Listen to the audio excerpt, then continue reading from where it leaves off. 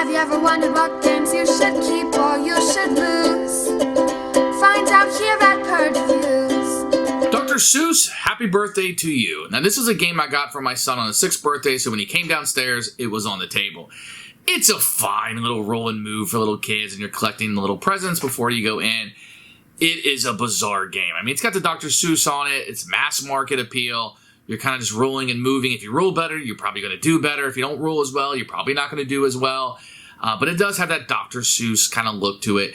And if you're celebrating a birthday, it's fun to start the little person's birthday off with a little board game that's set up. Hey, let's play this. Happy birthday to you. And I think it works in that regard. As a game you're going to want to come back to and play over and over and over again. I don't think so. I don't think the book that it's based on is even going to draw people in, really. It's not one of the most popular ones. But I think this game is going to sell. I think this game is just like I did. Oh, 6th birthday, 5th birthday. Let's put this on the table. It's got birthday on it. I think it will sell in that regard. I can see it at Hallmark stores, even grocery stores buy the cakes. When you buy the birthday cake, buy the game that goes with it. I can see that going on. But the game itself, mediocre at best. We might keep it to extend it out one more birthday to see, if you'd like to play on his birthday, but might be a purge for us.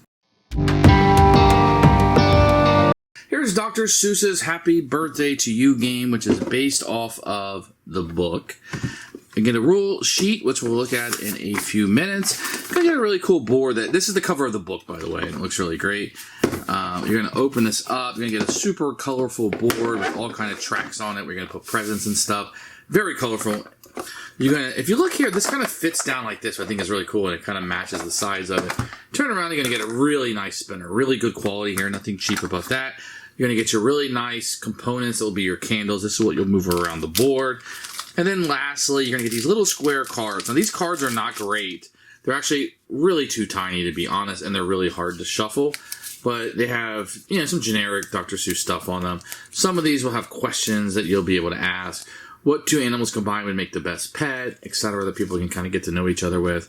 And that's what you're going to get. The components are good. Very good. I mean, mass marketing, I suppose, but good enough for what we're trying to accomplish with this. Here is the rule sheet. It's just one little piece of paper. On this side, you're going to see setup. You have a picture of the components over here with it set up. I think that's sufficient for what you're trying to do. And the object, how do you score in this game? On the back side, you're going to have a turn, the end of the game, and the special actions that you're going to take if you get any rainbow bonuses. You probably need 2, 3, less than 5 minutes to read through this, and your kids can definitely play this on your own. So these spots right here are going to be for the presents. So you're going to put these out here on each of these spots. And those are going to be the different presents you're going to have. And you're going to have a stack. A number of these will be taken out based on the number of players, so the game doesn't last too long. At the end of the game, you're going to count up the number of stars you have on the presents you've collected, and you will be the winner of the game. Now, when the deck runs out, it will trigger the end of the game. That means you can now go up the birthday palace track. You can't go up there. All of these are out on the board. And then whoever gets there first will get 3 points and end the game. On your turn, you're going to spin the spinner and move that number of spaces. So 1, 2, 3, 4. Very easy to do as you're moving around the board. 1 right here. So this is a question one. What's going to happen here? What two animals combined would make the best pet? You can answer that question, have everybody at the table answer it, and you score your 3 points. At the end of your turn, if any of these squares are missing a present, another one goes out. And you can see there's different presents and different colors, etc., that you can gain as you're going through.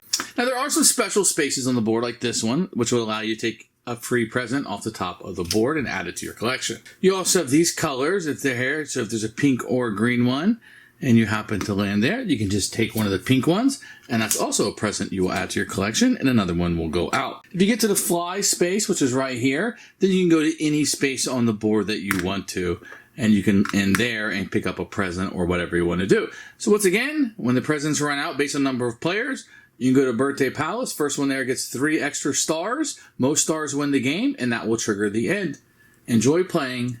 Happy birthday to you.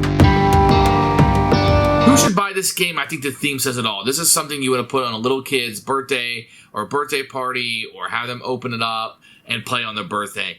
And happy birthday to you. And that's pretty much going to be the the scale where this game is going to fall in. It's mass market. It's okay. If you're a big Dr. Seuss fan or a big fan of this book, then maybe you'd want to add that in. Otherwise, this is probably one you can miss out on.